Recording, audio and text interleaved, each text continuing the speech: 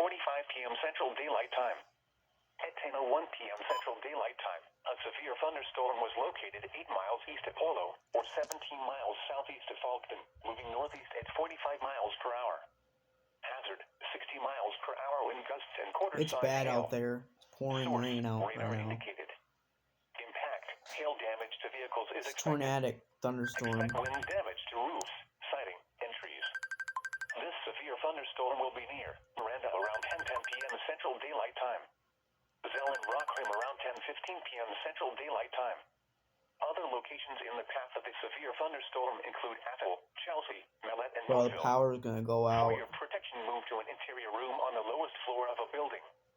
Repeating, a severe thunderstorm warning has been issued until 10:45 p.m. Central Daylight Time for the following counties in South Dakota: Falk, Hand, and Spink.